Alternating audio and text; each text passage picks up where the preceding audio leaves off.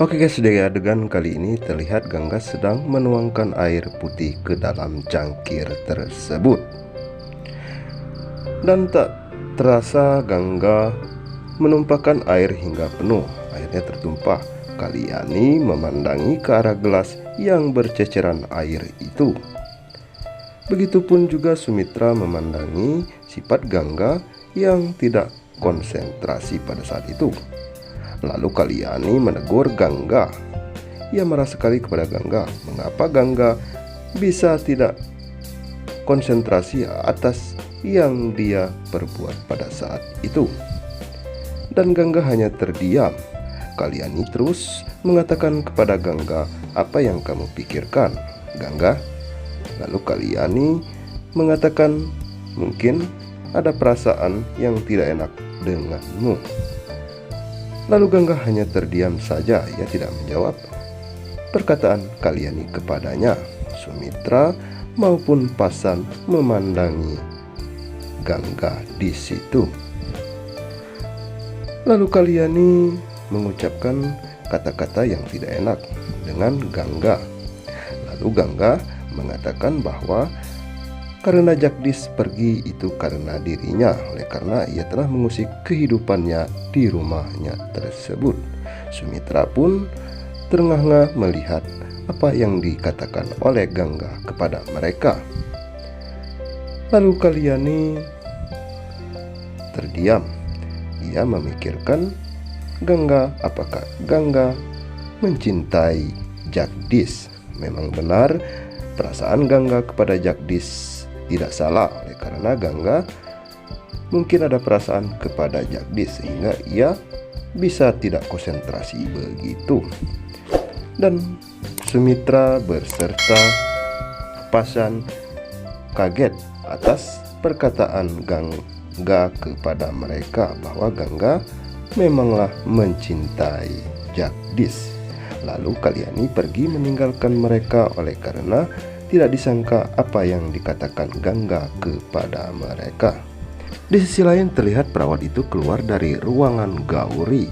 Lalu Jagdish menghampiri perawat tersebut dan Jagdish mengatakan bahwa ia ingin menemui Gauri di tempat kerjanya itu atau rumah sakit tersebut. Dan Jagdish mengatakan kepada perawat itu, ia berkata di mana Gauri sekarang berada. Dan perawat tersebut mengatakan ia tidak tahu bahwa Gauri belum sampai ke kantor atau ke rumah sakit tersebut. Akhirnya Jagdish duduk menunggu lama di situ. Terlihat jarum jam menunjukkan pukul 12 siang. Terlihat orang mondar-mandir pasien maupun perawat di rumah sakit tersebut. Dan akhirnya Jagdish sangat suntuk menunggu Gauri atas kedatangan Gauri untuk dinantikannya. Dan akhirnya Jagdish melihat kembali jarum jam yang ia lihat. Sekarang sampai jam 2. Terlalu lama untuk Jagdish menunggu. Sampai Jagdish menunggu akhirnya nyampai jam 5 juga. Setelah itu Jagdish berdiri tegak dan ia melihat ke arah perawat tersebut. Perawat tersebut mengatakan bahwa Gauri belum juga sampai oleh karena mungkin ada halangan karena dia tidak bisa pergi. Lalu Jagdish menuju dan ia akan membuka pintu kerja atau ruangan Gauri tersebut. Jagdish membukanya dan Jagdish melihat apa yang terjadi. Ternyata Gauri tidak ada di dalam kantornya tersebut. Hanyalah yang ia saksikan kursi kerja Gauri. Dan perawat tersebut mengatakan kepada Jagdish bahwa ia tidak bohong oleh karena Gauri tidak ada. Lalu Jagdish menuliskan surat untuk dititipkan kepada perawat tersebut. Lalu perawat tersebut akan menyampaikan kepada Gauri bahwa Jagdish waktu itu ia ada di situ untuk menemuinya. Di adegan kedua terlihat Kalyani sangat ketakutan. Ekspresi mukanya waktu itu ia akan menutup muka sehingga jatuhlah tasbihnya tersebut. Ternyata yang ia lihat seseorang yang datang menghampirinya.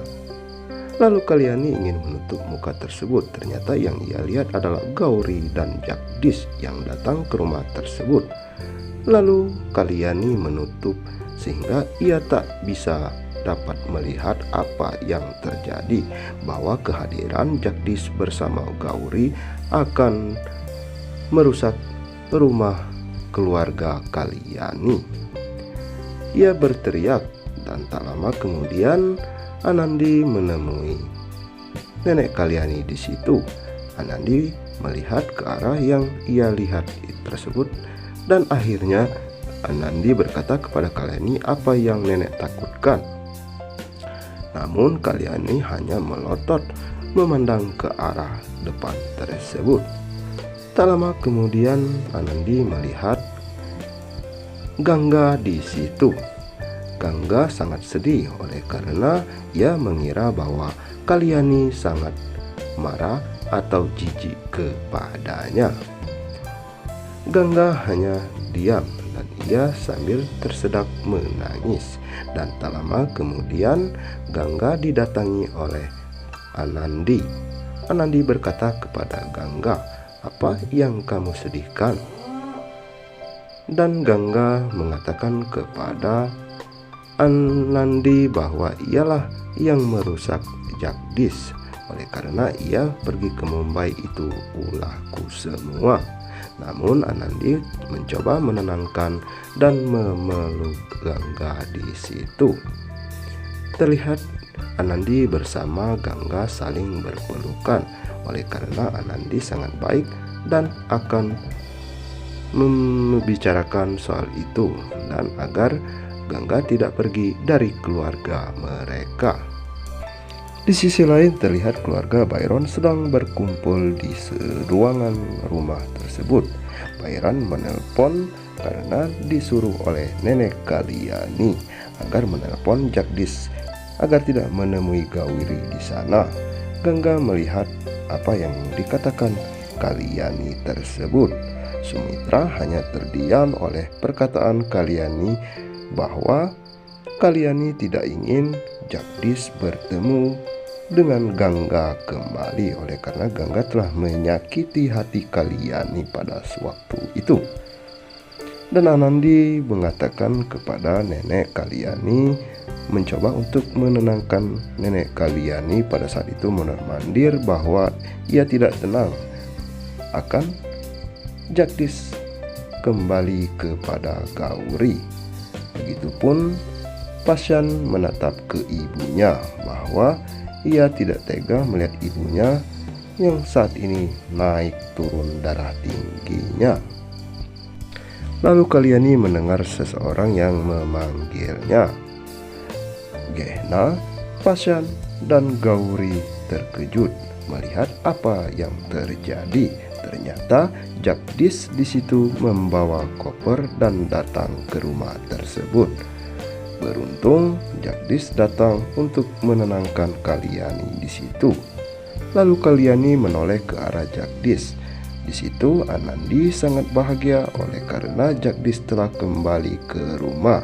Termasuk Gangga juga bahagia dan tertawa. Akhirnya mereka sekeluarga bahagia melihat kehadiran Jagdish. Jagdish ternyata tidak jadi untuk mengulangi Gauri di situ. Dan haru Gangga pada saat itu melihat keluarga Jagdish berkumpul di situ.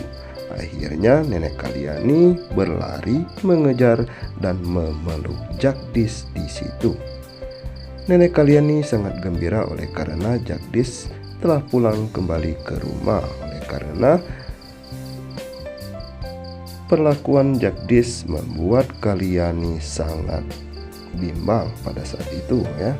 Dan Jagdish mengatakan kepada nenek Kalyani, "Nenek tenang saja oleh karena aku tidak akan mengulangi Gauri kembali." Kisah haru Jagdish dan nenek Kalyani berpelukan pada saat itu. Oleh karena Nenek Kalyani takut kehilangan cucu kesayangannya tersebut. Nah, begitulah cerita yang Mimin dapat sampaikan di kesempatan kali ini. Sampai berjumpa lagi di kesempatan yang akan datang. Dan Mimin yang bertugas undur pamit. Terima kasih. Wassalamualaikum warahmatullahi wabarakatuh.